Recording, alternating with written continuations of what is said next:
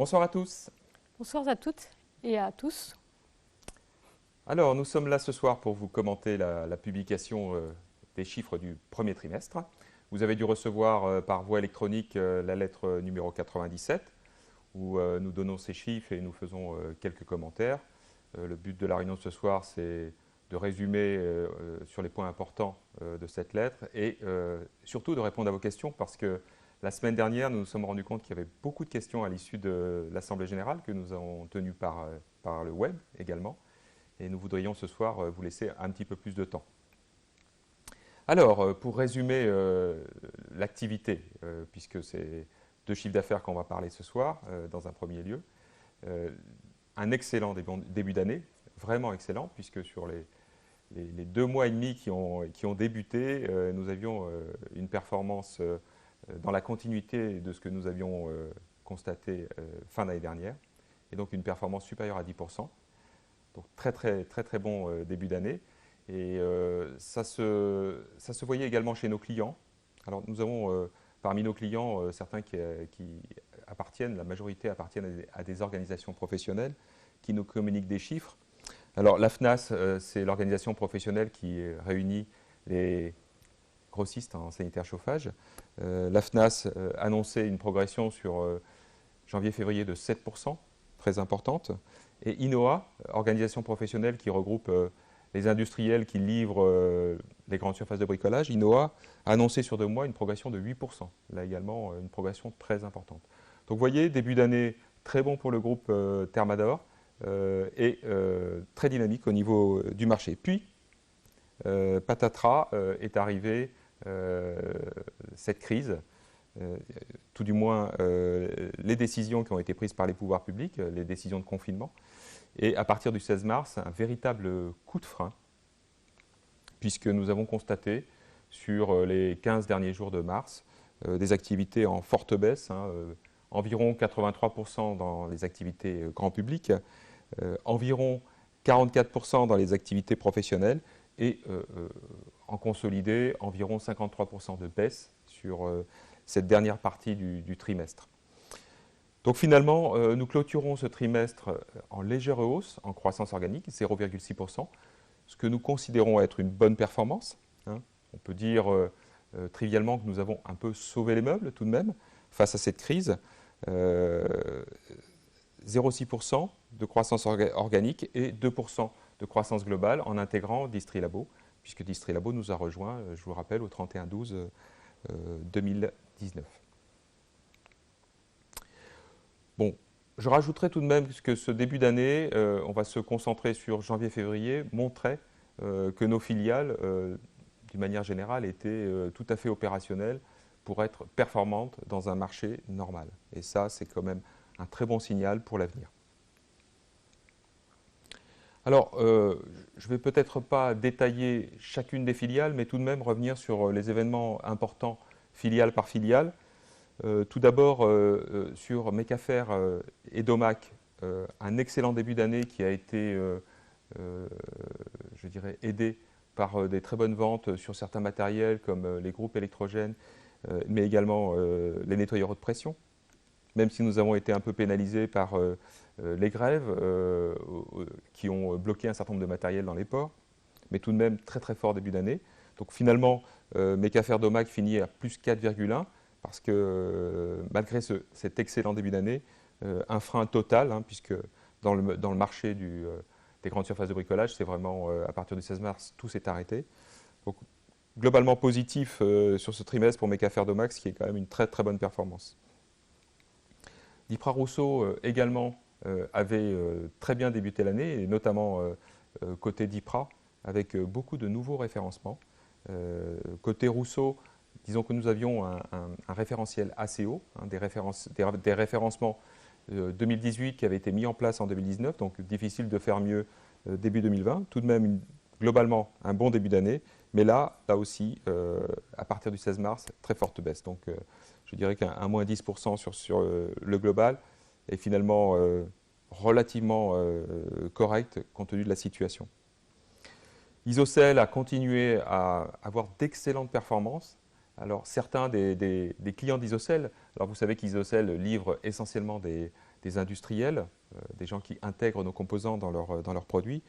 Des industriels ont fait quand même des achats de précaution avant la crise, mais tout de même, sur les 2 premiers mois, on a vu Isocel avoir une activité assez soutenue sur des clients assez variés, pas uniquement sur les clients pompe à chaleur. Donc une très très bonne dynamique chez Isocel en ce début d'année. Aello, notre société spécialisée dans les matériels de piscine, continue de croître avec le marché de la piscine. Je dirais que c'est sans doute dans les mois à venir peut-être l'un des métiers qui sera le moins touché, puisque certains des clients d'Aello, des piscinistes, continuent à travailler. Ils sont en extérieur, ils peuvent travailler en toute sécurité. La saison piscine commence et je dirais que c'est sans doute un des domaines qui sera le moins touché. Jetly, là aussi, très bon début d'année, pas à 10%, mais un petit peu en dessous, donc très dynamique. Et puis un frein très très fort. Donc moins 7,9 qui ne reflète pas, je dirais, ce début d'année, mais vraiment la crise. Thermador sur une performance tout à fait exceptionnelle, hein, plus 16 au premier trimestre 2020. Beaucoup de sociétés aimeraient avoir ces performances. Il faut dire que Thermador a continué en tout début d'année à surfer sur le succès de la pompe à chaleur et des accessoires qui vont autour, donc, mais pas uniquement. Nous avons vu beaucoup de gammes de produits chez Thermador grandir, donc je dirais que ça reste une performance tout à fait exceptionnelle de Thermador. PB Tube, société qui est la plus impactée ou liée au logement neuf, avait fait un début d'année plutôt positif, donc c'était un bon signal, et puis là aussi un arrêt brutal. PB Tube est sans doute l'une des filiales qui va le plus souffrir du logement neuf, enfin du ralentissement de ce marché. Nous en parlerons tout à l'heure dans les perspectives. Accélère reste sur une bonne dynamique. Alors c'est une petite société qui est actuellement qui a des parts de marché relativement modestes, donc, mais tout de même il faut faire de la progression et notamment sur tous les produits qui sont destinés à l'été, ventilation, climatisation mobile. On peut constater que les clients prennent leurs précautions pour affronter peut-être un été encore chaud. Sferaco qui est étale en chiffre d'affaires, ce qui est une excellente performance. Je dirais que chez Sferaco, on a fait là aussi un très très bon début d'année, pas au-delà de 10%, mais un petit peu en dessous, ce qui est très très bon pour une société de cette taille, avec un succès particulier sur les produits industrie. Sectoriel, de la même façon que Sferaco, orienté industrie, mais également air comprimé. Que dire que Sectoriel a encore fait un très très bon premier trimestre, malgré le ralentissement du fin de trimestre, puisqu'on arrive à être positif sur Sectoriel, ce qui est un excellent signal pour le futur. Vous voyez la petite ligne de Distrilabo s'ajouter. Donc Distrilabo a fait, je dirais, un premier trimestre avec nous à peu près normal. Bien évidemment, ils vont souffrir au T2 comme tout le monde, mais je dirais que son intégration dans le groupe se passe très bien. J'en profite pour saluer nos amis d'Alsace qui ont été les premiers touchés par cette crise sanitaire. FG Inox en retrait dès le début de l'année, notamment avec des marchés export un peu plus difficiles. Donc je dirais que là, le retrait coronavirus n'est pas uniquement responsable du moins 16. Là, il y a aussi un petit ralentissement d'activité chez FG. Safeco, qu'on avait l'habitude de voir caracoler à des chiffres très importants en début d'année, a montré une croissance relativement modeste. Cela étant, c'est une des sociétés qui a le mieux résisté à l'impact de cette crise, puisque nous vendons chez Safeco à l'international. Donc une bonne résistance de Safeco et finalement un trimestre en progression, ce qui est très bien.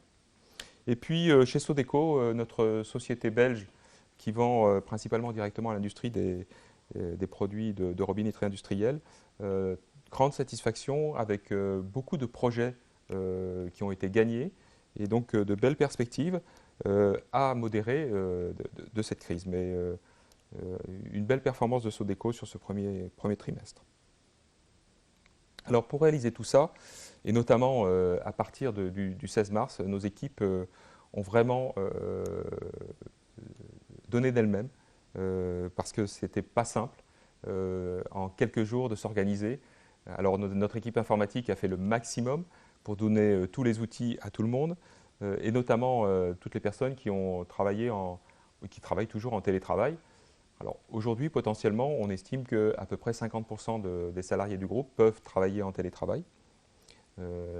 Cependant, ce qu'on constate, et ça c'est le retour que nous font les salariés, c'est que les conditions de travail chez eux ne sont pas forcément les meilleures pour être au maximum de leur productivité. C'est le moins qu'on puisse dire.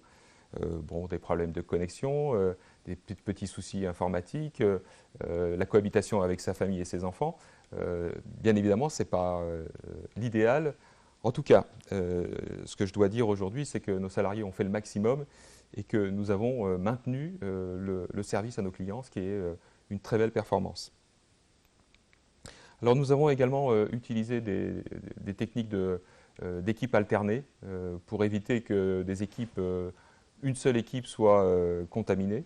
Donc diviser l'équipe en deux et faire en sorte que les équipes ne se croisent pas, ça particulièrement dans les sociétés, enfin dans la partie logistique. C'est sans doute des dispositifs qu'on pourra éventuellement prolonger à l'issue du confinement, de manière à pouvoir délivrer du volume sans mettre en danger nos équipes en les protégeant. Des congés, nos salariés et nous-mêmes avons fait en sorte de poser le maximum de congés dans la période de confinement, de manière à être prêt au redémarrage éventuel et être 100% disponible. Et puis, en dernier recours, utilisation également du chômage partiel. Mais je dirais qu'à l'échelle du groupe et à l'échelle de notre baisse de chiffres et d'activité, l'utilisation du chômage partiel est tout à fait raisonnable, hein, puisque nous estimons sur le mois d'avril à peu près l'utilisation du chômage partiel à 25% des heures travaillées. Un petit regard sur la croissance organique du chiffre d'affaires sur 4 ans. Et vous voyez là, l'année 2016 qui était négative, 2017 très positive, 2018 en transition, 2019 qui avait fini en flèche, et là, premier trimestre de cette année, un net décrochage qui présage un décrochage encore plus fort sur le deuxième trimestre. Nous avons mis également, durant cette crise, une communication particulière et ce qu'on appelle une communication de crise. Ce que nous souhaitons, c'est vous informer tous les 15 jours de l'activité. Donc des éléments chiffre d'affaires brut, de manière à ce que vous ayez une idée de l'impact de cette crise sur notre activité. Donc nous avons publié le 3 avril un état du chiffre d'affaires. Nous l'avons publié également hier soir, et nous prévoyons une nouvelle publication le 28 avril. La méthode est toute simple. Nous demandons à nos dirigeants de filiales de nous donner les tendances sur les 5 derniers jours ou 10 derniers jours ouverts et faire un comparatif par rapport à N-1. Et à partir de ça, nous sommes capables de vous dire voilà comment on mesure l'activité en temps réel au niveau du groupe. Et ça nous permet, le cas échéant, de dresser quelques perspectives sur les semaines qui viennent. Donc les perspectives, c'est Patricia qui va démarrer sur les perspectives et nous allons l'écouter sur la situation financière. Donc, concernant les perspectives, il est effectivement important d'avoir une tendance en termes de chiffre d'affaires, puisque l'impact de cette baisse de chiffre d'affaires peut avoir des impacts sur notre situation financière. Donc, pour rappel, notre situation financière en termes de trésorerie, à fin décembre 2019, nous avions une trésorerie positive de 32 millions. En termes d'emprunt, on était sur un montant à 41 millions. Donc, avec un taux d'endettement qui était inférieur à 5%. Donc, on peut qualifier la situation financière de Thermador Group comme étant une situation financière solide. Ensuite, il y a des tensions sur les taux d'intérêt. Nos emprunts sont des emprunts à moyen terme, 5 ans, et ils sont à taux fixe. Donc, quelque part, la variation des taux d'intérêt sur les marchés ne peut pas nous impacter. Ensuite, donc, nous travaillons effectivement sur l'impact de l'évolution de l'activité sur notre situation de trésorerie. Donc, nous avons nos équipes financières, donc en filiale, dessinent également des prévisions de trésorerie pour qu'on puisse suivre tous les 15 jours cette évolution. Je dirais que nos partenaires bancaires, qui sont le CIC et la Société Générale, nous accompagnent quotidiennement. L'ont montré par les années passées et sont présents pour mettre en place les facilités de trésorerie qui pourraient être nécessaires compte tenu des évolutions à venir sur les mois, les 4 mois au niveau de la trésorerie. Donc on peut compter sur nos partenaires financiers. Ensuite, l'autre aspect de la situation financière est la gestion du BFR. Donc, pour rappel, l'année dernière, on avait déjà beaucoup communiqué sur le BFR de nos filiales et travaillé déjà ce sujet-là, sur notamment les niveaux de stock. Et ça fait toujours partie des performances que l'on suit et on demande à nos filiales effectivement de suivre dans cette situation particulière leur BFR de façon plus rapprochée. Donc, concernant le système d'information, donc Guillaume en a déjà parlé tout à l'heure. Donc, le système d'information, effectivement, on s'est retrouvé dans la semaine du 16 mars à devoir équiper un certain nombre de salariés pour leur permettre le télétravail. Donc, cette étape a été franchie. Il y a un accompagnement donc, des salariés par notre équipe informatique interne. Et nous avons bien conscience qu'il y a des lenteurs réseau. Nous sommes sur un ERP qui a dû être adapté.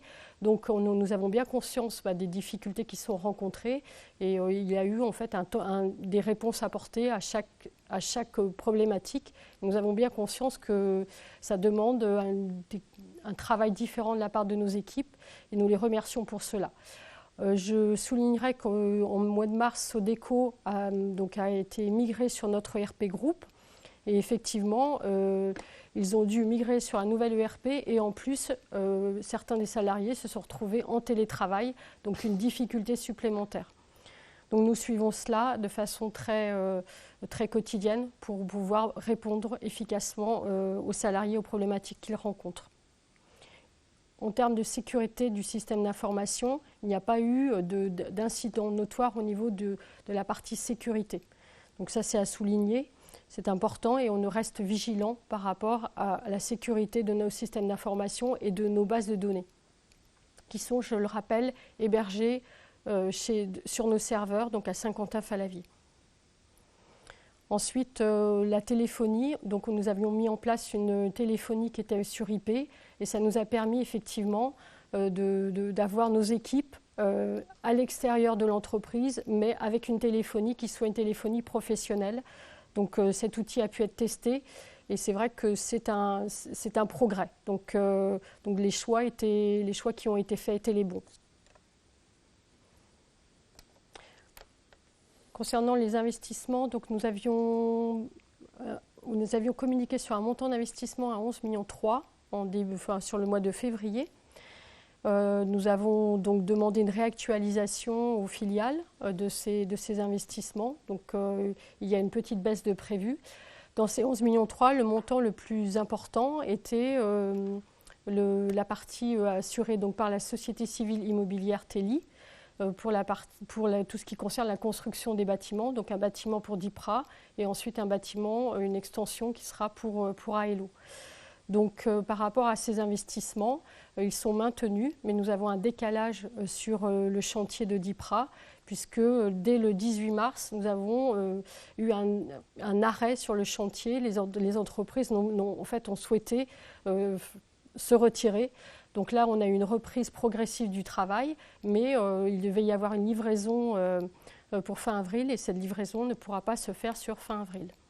Donc on pense effectivement qu'il y aura un décalage dans la construction, dans la livraison du bâtiment d'IPRA et potentiellement sur l'extension pour notre filiale AELO.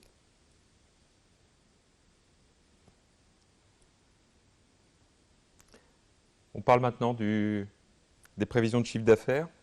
Alors avec la méthodologie que je vous ai présentée tout à l'heure, une méthodologie très pragmatique, voilà ce que nous prévoyons. Nous prévoyons dans le grand public, pendant la période de confinement, 80% de baisse. Nous prévoyons au global une baisse de 60%. Donc nous disons simplement que nous pensons être capables de maintenir 40% d'activité. La différence des deux, c'est le canal professionnel, canal dans lequel on pense à peu près maintenir 50% de l'activité. Là encore, nous vous donnerons des informations vérifiées ou non vérifiées dans 15 jours avec les chiffres, je dirais, frais. Un impact qui va être très fort, c'est sur les logements neufs, hein. Nous, on estime que cette crise va carrément immobiliser ce métier, ou quasiment une grande partie de ce métier, pendant 2 mois.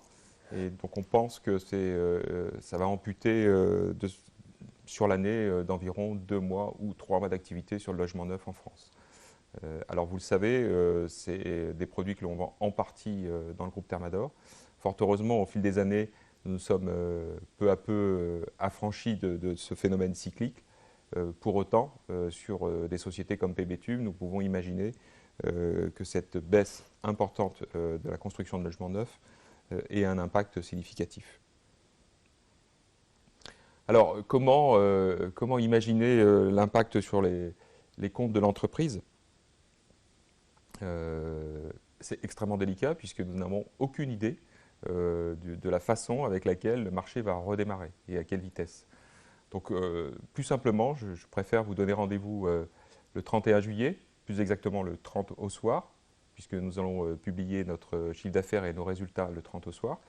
Et nous avons même prévu un webinaire le 31 juillet pour ceux qui seront en vacances ou pas, puisque finalement, on peut aussi en vacances passer une petite heure avec la société Thermador via Internet. Donc, rendez-vous fin du semestre. Je pense qu'on aura un éclairage de cette crise beaucoup plus précis, forcément. Un petit mot au sujet de Thermacome, hein, puisque j'en ai déjà parlé la semaine dernière, j'en redis un petit mot. Nous l'avons à nouveau écrit dans la lettre aux actionnaires.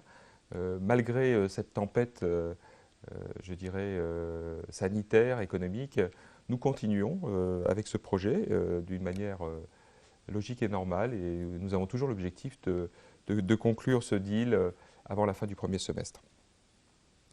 Voilà, nous avons dit l'essentiel de ce que nous voulions dire ce soir, en vous laissant beaucoup de temps pour les questions. Alors, je reviens, je sais qu'il y a eu au moment de l'AG pas mal de questions sur le social, et notamment une question sur le télétravail. Est-ce que l'expérience du télétravail va vous pousser à l'avenir à de plus en plus utiliser cet outil, je dirais. Alors, ma réponse, mais c'est surtout aux filiales de répondre et aux salariés, je pense que la normale sera quand même de venir travailler physiquement sur le lieu de travail, parce que déjà, ça permet de rencontrer ses collègues, ça permet, je pense, d'avoir une meilleure efficacité.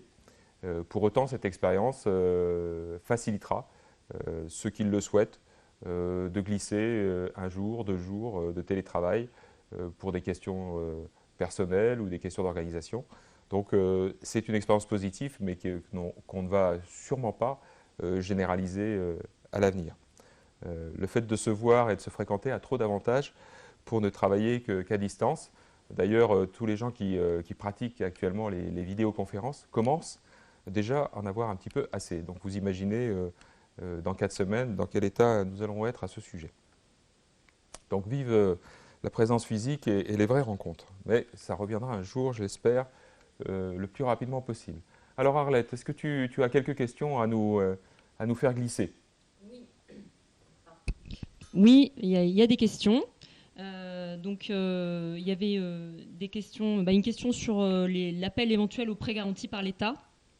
Alors, c'est une question qui est posée, et notamment qui a été au devant de l'actualité, puisque les pouvoirs publics ont dit si vous faites appel à ces prêts garantis, vous ne pourrez pas verser de dividendes.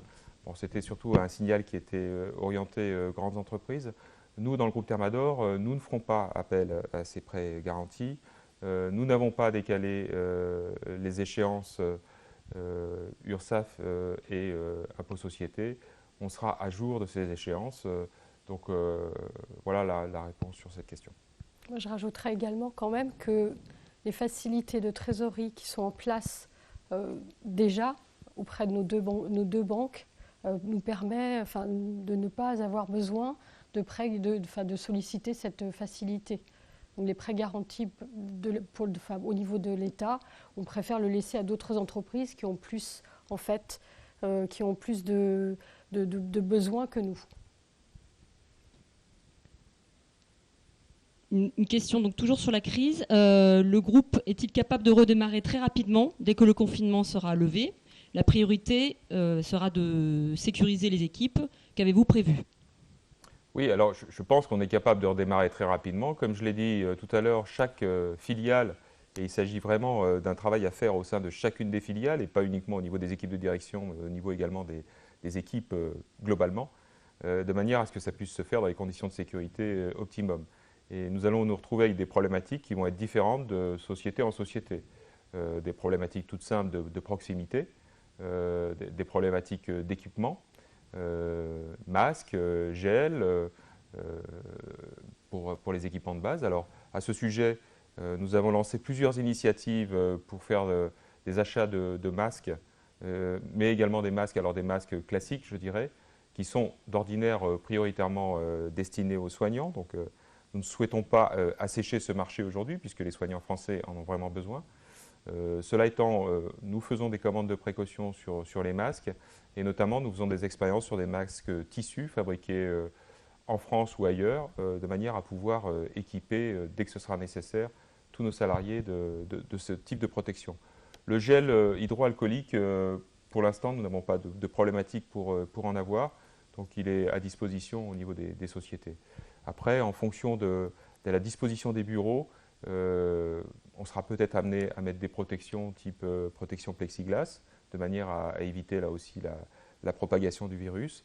Et en fonction des équipes, enfin des magasins, comme je l'ai dit tout à l'heure, avoir des équipes alternées de manière à faire en sorte que les équipes fonctionnent à 50-50, ne se croisent pas et éviter avec ce type de dispositif la propagation sur une équipe tout entière. Il y a déjà une modulation des horaires qui est possible. Oui. Et dans certaines activités, c'était déjà le cas, puisqu'on avait DIPRA qui avait en fait une modulation des horaires. Donc il y a des choses qui peuvent se mettre en place comme ça. Mais effectivement, c'est en fonction de l'activité, de l'opérationnel dans chaque filiale. Et il faut savoir que nos magasins continuent de fonctionner. Donc il y a donc les magasiniers qui sont en contact avec des transporteurs. Il y a déjà des précautions qui sont prises avec port de masque et la possibilité de se laver les mains, le gel hydroalcoolique. Comme sur le chantier de DIPRA où il y a la construction, il y a des différents corps de métier. On a dû mettre en place également des mesures sanitaires adaptées avec des masques qui ont été fournis, puisque ça fait partie des bonnes pratiques demandées par le BTP. Alors, fort heureusement, aujourd'hui, nous n'avons pas à déplorer parmi nos salariés de cas graves provoqués par cette maladie. Et malheureusement, on a quand même des salariés qui déplorent des décès parmi leurs parents, ce qui est bien évidemment dramatique. Toujours sur la crise, depuis quelques jours, Amazon France doit restreindre ses activités aux seules marchandises essentielles. Est-ce que cela peut avoir une incidence sur les produits que vous livrez par son canal ? Je dirais que ça n'aura pas plus d'incidence, puisque ça fait déjà plusieurs semaines qu'Amazon a donné sa priorité aux produits de première nécessité, confrontés à des problématiques d'organisation en interne. D'ailleurs, j'en profite, donc ça a eu une incidence, et notamment pour Mecafer, mais le fait que Amazon soit fermé 5 jours, ça n'aura pas plus d'incidence. J'en profite pour redire un petit mot pour les salariés du groupe, puisque nous avons pu maintenir une activité logistique sans problématique grave, et en partie grâce aux salariés, globalement grâce aux salariés qui ont accepté de venir travailler et qui ont respecté les consignes de sécurité. Une autre question, toujours sur la crise. Subissez-vous des impayés ou bien des demandes de rapport d'échéance de la part de vos clients ? Tous les jours. Nos clients, certains sont un peu taquins. Et je dirais que là, on a une position relativement ferme parce que les pouvoirs publics ont fait suffisamment d'efforts, c'est ce que nous pensons, pour que les sociétés qui ont des besoins de trésorerie s'adressent à eux ou aux banques plutôt qu'à nous pour financer leur trésorerie. Donc là-dessus, je dirais qu'on est strict. Et vis-à-vis de nos fournisseurs, nous sommes stricts également. C'est-à-dire que nous payons nos fournisseurs en temps et en heure. Et l'État nous offre la possibilité d'utiliser la médiation. Donc effectivement, à un moment donné, quand le discours ou la négociation avec nos clients ne nous permet pas d'avoir un encaissement, on peut escalader et on s'appuie sur les syndicats professionnels. Donc on parlait d'INOA, qui est un des syndicats professionnels, mais il y en a dans le domaine de la piscine, dans le domaine des pompes, pour pouvoir se faire entendre. Et effectivement, chaque acteur économique doit jouer le jeu, puisque après, ça peut être en cascade. Donc, nous, au niveau de Thermador Group et les filiales, on continue de payer selon les échéances. Et ce respect est important pour les partenaires, et c'est la confiance qu'on a avec nos partenaires. J'en profite pour saluer nos amis de Calefi qui sont présents à cette webconférence. Alors, il y en a peut-être d'autres de fournisseurs qui nous regardent, mais j'ai vu dans la liste qu'ils étaient inscrits, donc je profite pour les saluer, puisque, comme vous le savez, Calefi, c'est le premier fournisseur du groupe Thermador, c'est un fournisseur italien, et ils sont dans une situation très difficile, comme nous, mais c'est une société qui est solide, et nous avons très récemment échangé de manière à être bien en phase sur la meilleure façon de traverser cette crise et de redémarrer. Donc, un petit clin d'œil à nos amis de Calefi. Toujours sur la crise du Covid, avez-vous une idée du montant des aides et de réduction de charges dont vous allez bénéficier? Alors, réduction de charges, je ne crois pas. En revanche, on a fait une estimation de ce que le chômage partiel pouvait représenter. Ça ne reste qu'une estimation sur la période du confinement. Vous allez voir, c'est assez modeste, hein, puisqu'il s'agit au global d'environ 450 000 euros. Et sur les aides, en matière de trésorerie, c'est ce qu'on a expliqué, on ne souhaite pas en bénéficier, donc on n'aura pas d'aide sur la partie trésorerie. Pensez-vous utiliser les infrastructures mises en place en raison du confinement pour favoriser le e-learning? Oui, d'ailleurs on vient de lancer une formation avec l'école de la Bourse en e-learning à distance. Alors on l'avait déjà fait l'année dernière, mais on a profité de cette période pour le relancer.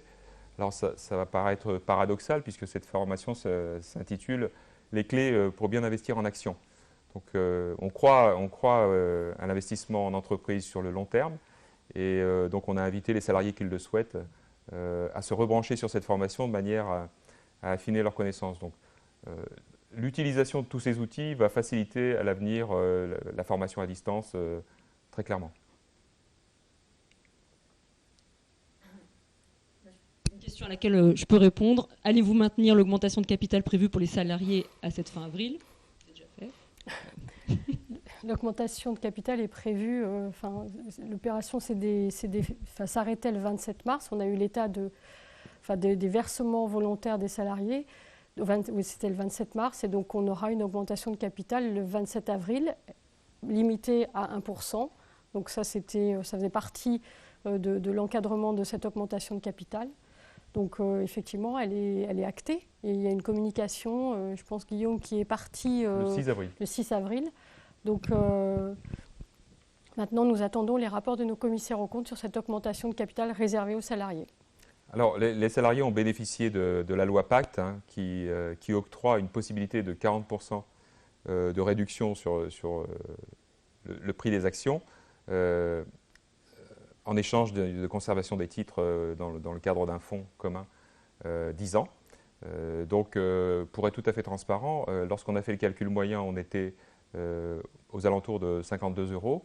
Donc, toute l'opération s'est faite sur la base d'un titre à un peu plus de 31 euros.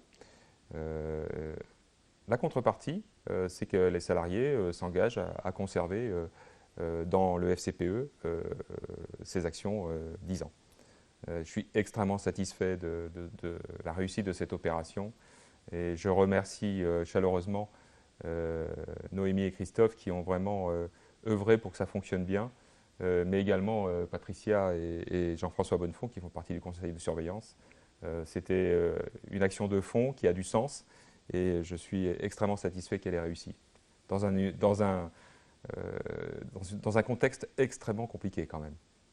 Donc ça a représenté 471 salariés qui ont décidé d'investir. Donc effectivement, c'était un pourcentage très élevé, avec l'arrivée de nos Espagnols, mais ça je pense que nos salariés espagnols qui ont pu bénéficier également. Un actionnaire anxieux se demande si vous allez être bénéficiaire sur l'année. Sans trahir de secret, je peux dire oui. Nous allons être bénéficiaires sur l'année. Oui, là, je pense que je ne m'engage pas trop. De combien? Alors, on dira pas. On ne dira pas. Non, mais à ce sujet, si vous voulez, vous avez dans le site Thermador Group des analystes qui travaillent pour nous, et notamment CIC Market Solutions et Ports en Part, donc qui sont des professionnels de la finance et qui font des analyses sur notre titre. Nous avons un accord avec eux qui permet de mettre à disposition ces analyses. Donc quand vous avez dans l'onglet finance et je pense information réglementée, vous avez un petit onglet analyse où vous pouvez trouver leurs projections. Il n'y a pas un analyste sur le marché aujourd'hui qui dit que Thermador va perdre de l'argent en fin d'année. Et je rappelle que ce sont leurs projections et que nous ne donnons pas de guidance ou de prévision. Donc c'est leur connaissance du groupe, de nos secteurs d'activité. Ça fait un certain temps qu'ils nous suivent. C'est ça qui leur permettent d'arriver à des prévisions. Mais ce ne sont pas des communications qui viennent de la direction du groupe. Une petite question sur le calcul du pourcentage de baisse à compter du 16 mars. Est-ce que c'est par rapport au mois précédent, au mois de l'année dernière? Au mois de l'année dernière, c'est toujours par rapport à N-1. Autant vous dire que les budgets des filiales, on les a un petit peu oubliés, parce que je pense qu'il faut penser à autre chose cette année. On refera des budgets l'année prochaine, mais pour l'instant, on s'occupe de gérer au mieux cette période difficile. Donc ce qu'on vous donne, c'est par rapport à N-1, au jour le jour. Une question sur le système informatique. Vous dites que vos données sont hébergées à Saint-Quentin-Fallavier. Avez-vous un deuxième site pour assurer une redondance en cas de sinistre? En fait, on a 2 salles informatiques qui sont donc à Saint-Quentin-Fallavier, mais pas dans les mêmes bâtiments. Et chaque en fait, salle informatique, donc effectivement, il y a redondance. Et chaque salle informatique est reliée à une fibre optique qui ne sont pas en fait interconnectées. Donc si une salle informatique arrivait à brûler, ce qu'on ne souhaite pas, mais bon, l'autre salle informatique prendrait le relais. Et donc on a une image en temps réel. Donc ça, c'est des décisions qui ont été prises par le passé, et on a fini en fait l'installation de la fibre optique pour relier tous les bâtiments. C'était un projet qu'on a mené en 2017-2018. Allez-vous renégocier le prix envisagé pour Thermacome? Alors, là, je vais vous répondre très clairement. Les discussions qu'on a avec la société Accom ne regardent finalement que les deux parties. Donc, ce prix, on vous le communiquera si nous allons au bout de ce deal, ce qui est fort probable, comme nous le faisons toujours. Mais on ne va pas vous communiquer le détail des discussions, parce que finalement, ça ne regarde que cette société et nous. Ce n'est pas qu'un seul élément, ce n'est pas que basé sur le chiffre d'affaires. Il y a un certain nombre d'autres éléments qui peuvent être des éléments immatériels qui en fait consolident la valeur de Thermacome. Donc on avait déjà parlé de la marque, on avait déjà parlé également du fait d'avoir une fabrication française avec le groupe Accom. Donc ça, ce sont aussi des éléments qui font partie du prix. Une question à laquelle vous avez répondu dans la lettre 97, mais je la pose. Parmi toutes les sociétés du groupe, pensez-vous que tous les emplois seront maintenus après la crise? Oui, j'ai voulu quand même le dire parce que ça fait du bien quand on le dit. Donc il n'y a aucun licenciement qui est prévu dans le groupe Thermador. Comme je le disais, mais je le dis toujours aujourd'hui, notre principale ressource, ce sont nos équipes. Même si la tempête est forte, ce qu'on souhaite, c'est conserver nos équipes à l'intérieur du groupe, en bonne santé, motivées et prêtes à repartir. Il y a une question également, je pense que ça concernait les embauches. Il n'y a pas eu de gel des embauches. Les candidats qui ont prévu, où il y avait une date d'embauche de prévue, on va l'honorer. Et il y a des entretiens, on continue, on continue comme c'était prévu, selon les besoins des sociétés. Donc il n'y a pas de gel d'embauche. On nous demandait si cette crise actuelle pouvait nous apporter de nouvelles opportunités de croissance externe. Alors à ce sujet, je voudrais redire encore une fois que nous nous sommes engagés par écrit dans le rapport annuel, dans la lettre aux actionnaires numéro 96. Nous sommes engagés à faire une pause, et notamment sur des opérations supérieures à 5 millions d'euros, parce que nous avons énormément de travail à faire pour intégrer les sociétés acquises ces dernières années, du travail qui est lié à l'organisation informatique, logistique, commerciale, enfin tous les sujets. Donc je dirais que là, je ne vois pas en quoi cette crise pourrait nous faire changer d'avis. Est-ce qu'il y avait... Alors je reprends une question qui avait été posée lors de l'AG. La réunion des actionnaires parisiens va être annulée. Qu'avez-vous prévu pour les actionnaires parisiens? Alors, cette réunion parisienne est annulée. Je pense que ce sera strictement impossible de faire quoi que ce soit avant l'été. Vous le savez, nous allons à Paris sur actionnariat, donc vous aurez l'occasion de nous voir au moment d'actionnariat. Nous avons aussi l'intention d'être présents à Investir Day, mais nous n'allons pas reproduire la réunion que nous faisons tous les ans à l'issue de l'Assemblée générale, parce que globalement, nous n'avons pas les moyens matériels de le faire.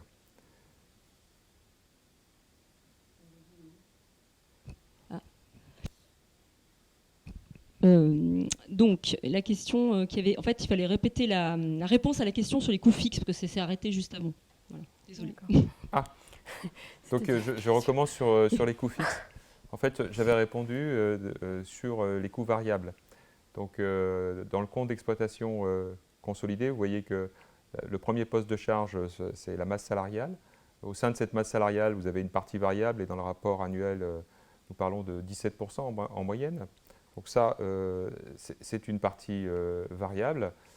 Nous savons pertinemment que si le résultat d'exploitation des filiales et du groupe est en baisse, cette partie variable baissera. C'est quelque chose qui est su et connu dans le groupe Thermador. Nous avons également d'autres postes de parties variables qui sont cachés parce que nous ne souhaitons pas diffuser ces informations, notamment à nos concurrents. Et par exemple, les transports sur vente, qui est un poste important, qui est là est complètement variable avec le chiffre d'affaires. Je dirais que c'est les deux principaux postes variables. En plus, c'est les deux principaux postes et ce sont les deux principaux postes de nos charges d'exploitation, en plus. Donc effectivement, c'est assez significatif. Mais nous continuons, enfin c'est par filiale et le poids par filiale peut être différent, donc nous ne communiquons pas plus de détails. Alors ce que je disais aussi dans la continuité de ce propos, je disais que des analystes professionnels travaillent sur notre titre, Ports-en-Part et CMCIC Market Solutions. Et ces analystes nous permettent de publier leurs papiers sur notre site internet. Donc vous, en tant que salarié, en tant qu'actionnaire individuel, les investisseurs institutionnels connaissent ça très bien. Vous pouvez consulter ces papiers qui sont faits par des indépendants. Les chiffres qui sont donnés n'engagent qu'eux. Et c'est intéressant effectivement de voir comment ils se projettent sur les frais et les résultats. Et le chiffre d'affaires également. Et le chiffre d'affaires. Une question de M. Haroche, qui nous connaît bien. Le niveau de stock important, 123 millions à fin décembre, soit 191 jours d'achat, peut-il conférer à Thermador un avantage concurrentiel majeur après la sortie de crise? Dans la question, il y a la réponse. Il est clair que ça a toujours été un avantage pour nous d'avoir un stock important, et particulièrement dans ces périodes où les trésoreries sont tendues. Je pense qu'effectivement, à la reprise, nous ferons partie des sociétés capables de livrer des gammes extrêmement larges, donc avec un avantage compétitif. Nous l'avons déjà mesuré au niveau de Safeco, avec des clients qui ne s'intéressaient pas forcément trop à notre offre et qui, pendant cette période, nous passent des commandes parce que nous avons les produits. Il y a un autre élément à prendre en compte, c'est l'impact de la parité euro-dollar. Parce que si on regarde finalement les stocks que l'on a achetés en 2019 étaient achetés sur un cours euro-dollar qui, si on compare au cours actuel, est beaucoup plus favorable. Donc finalement, le fait d'avoir ces 123 millions avec 35% qui sont payés en dollars, ça nous donne également un avantage. Parce que si on avait dû les payer à 1,0875, effectivement, la marge n'aurait pas été la même. Donc c'est un avantage supplémentaire d'avoir ce stock conséquent. Et c'est vrai qu'une rupture de stock, dans les filiales, c'est aussi le maître mot, c'est toute rupture de stock est coûteux pour l'entreprise puisqu'il faut livrer le client plusieurs fois. Donc en termes de frais de transport, ce n'est pas la même chose, ce n'est pas la même rentabilité. Donc il vaut mieux avoir le stock adéquat pour pouvoir assurer le service et la livraison de commandes complètes à nos clients.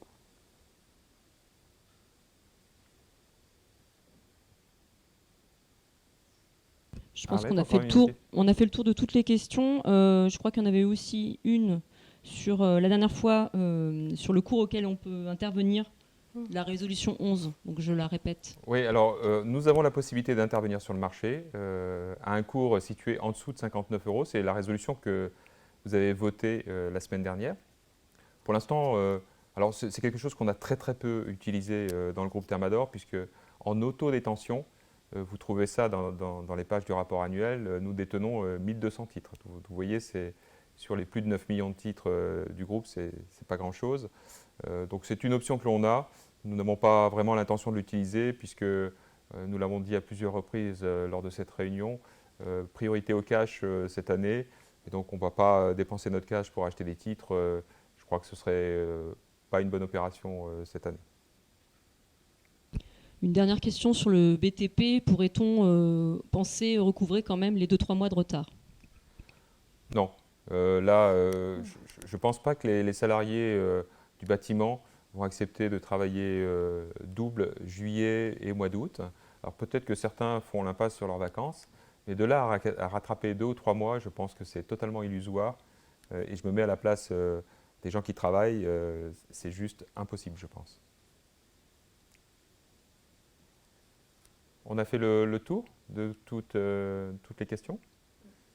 Écoutez, il nous reste d'abord à nous excuser pour ce petit incident technique que Cyril a résolu de main de maître.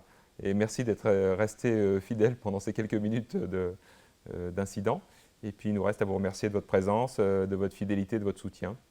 Et on vous donne rendez-vous pour le prochain événement web le 31 juillet pour ceux qui voudront bien. Et la communication financière le 28 avril pour vous donner en fait un suivi de notre niveau d'activité dans au niveau groupe et au niveau métier, on va dire grande distribution et professionnelle. Donc bonne soirée à tous et à toutes.